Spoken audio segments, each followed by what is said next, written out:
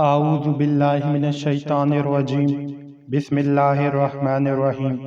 بیان کیا جاتا ہے کہ بنی اسرائیل میں ایک انتہائی نیک شخص رہا کرتا تھا جسے اللہ تعالیٰ نے ظاہری حسن و جمال بھی بہت دے رکھا تھا۔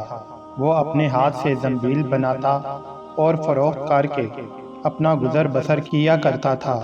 ایک دن وہ بادشاہ کے دروازے سے گزر رہا تھا کہ بادشاہ کی بیوی کی خادمہ نے اسے دیکھ لیا۔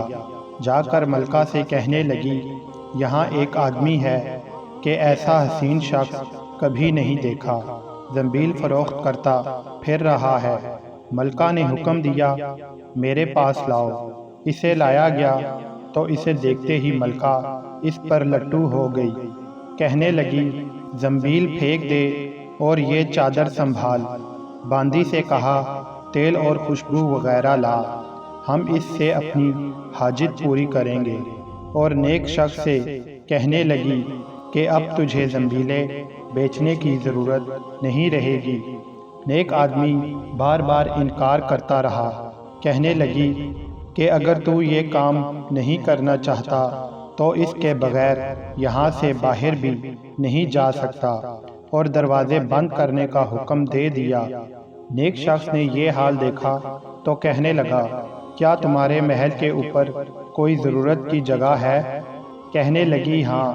باندی کو حکم دیا کہ اس کے لیے پانی وغیرہ اوپر لے جا۔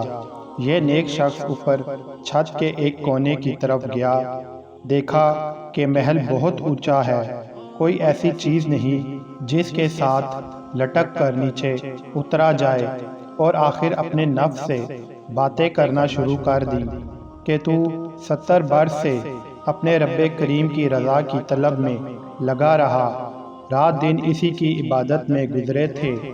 تجھ پر آج ایک شام ایسی آئی ہے جو تیری اس تمام محنت کو ضائع کر دے گی۔ واللہ تجھ سے بڑھ کر کوئی خائن نہ ہوگا اگر یہ شام تیرے اعمال کو فاسد کر دے گی۔ آخر اللہ کو کیا منہ دکھائے گا؟ غرض اسی طرح وہ اپنے آپ سے خطاب کرتا رہا اور آپس میں باتیں کرتا رہا۔ حضور صلی اللہ علیہ وآلہ وسلم فرماتے ہیں کہ جب اس نے بلندی سے کود جانے کا تہیہ کر لیا تو اللہ تعالیٰ نے جبرائیل علیہ السلام کو ندا دی۔ انہوں نے لبیک کہہ کر جواب دیا۔ ارشاد ہوا، میرا بندہ میری مسیحت اور ناراضگی سے بچنے کے لیے جان کی بازی لگا رہا ہے، جا اپنے پروں سے اس کو تھام لے اور اسے ذرا بھی تکلیف نہ ہونے پائے۔ چنانچہ جبرائیل علیہ السلام نے اپنا پر پھیلایا، اسے پکڑ کر یوں زمین پر رکھ دیا جیسے ایک مہربان باپ بیٹے کو رکھتا ہے۔ فرمایا، نیک شخص یہاں سے سیدھا گھر گیا، زنبیلیں وغیرہ وہیں رہ گئیں۔ سورج غروب ہو رہا تھا۔ بیوی کہنے لگی، زنبیلوں کی قیمت کہاں ہے؟ کہنے لگا، آج تو ان کا کچھ نہیں ملا۔ کہنے لگی، تو آج رات افطار کس سے کریں گے؟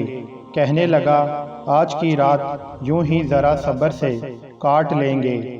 پھر کہنے لگا، اٹھ کر تندور میں آگ جلا دے، اگر ہمارے ہمسائے تندور میں آگ نہیں دیکھیں گے تو نہ جانے کیا خیالات ان کے ذہنوں میں دوڑیں گے، خواہ مخواہ انہیں پریشانی کا سامنا کرنا پڑے گا۔ بیوی نے اٹھ کر تندور میں آگ جلا دی اور خود واپس آ کر بیٹھ گئی۔ ایک پڑوسن آگ لینے کو آئی، پوچھا آگ ہے؟ جواب ملا، آگے بڑھ کر تندور سے لے لو۔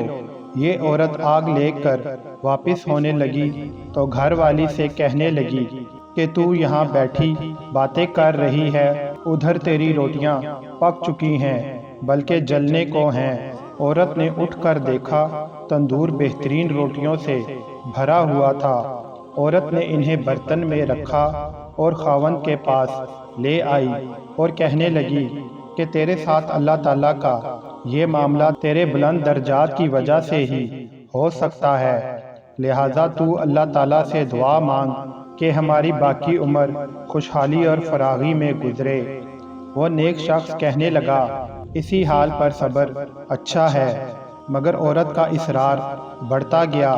حتیٰ کہ نیک شخص نے دعا کرنے کا وعدہ کر لیا، آدھی رات کو اٹھ کر نماز پڑھی اور اللہ تعالیٰ سے دعا مانگنے لگا کہ اے اللہ، میری بیوی کا اصرار اور تقاضا یہ ہے کہ اس کو باقی عمر میں خوشحالی اور فراغی عطا فرما۔ اتنے میں چھت پھٹ گئی، یاقوت اور موتیوں سے بھری ہوئی ایک تشتری نیچے آئی جس سے تمام گھر جگمگا اٹھا۔ عابد نے بیوی کا پاؤں دبایا جو قریب میں ہی سوئی ہوئی تھی اور کہا، اٹھ کر بیٹھ، جو کچھ مانگتی تھی وہ سنبھال لے۔ عورت بیدار ہو کر کہنے لگی، جلدی نہ کرو، اس مقصد کے لیے تو نے مجھے نہ ہی جگایا ہوتا۔ میں تو خواب دیکھ رہی تھی کہ سونے کی بہت سی کرسیاں بچھی ہوئی ہیں جو بہت سے ہیرے جواہرات سے لدی ہوئی ہیں، مگر ان میں سوراخ ہیں۔ میں نے پوچھا، یہ کرسیاں کس کی ہیں؟ جواب ملا، یہ تیرے خاوند کے بیٹھنے کے لیے ہیں۔ میں نے پوچھا، یہ سوراخ کیا ہیں؟ جواب ملا، یہی وہ نقص اور کمی ہے جو دنیا کی جلد بازی کی وجہ سے واقع ہوئی ہیں۔ تو میں نے کہا کہ میں کسی ایسی چیز کی خواہش نہیں رکھتی جس سے تیری نشست گاہ میں نقص پیدا ہو، لہذا اپنے رب سے اسے واپس کرنے کی دعا کر لو۔ عابد نے دعا کی اور تشتری واپس چلی گئی۔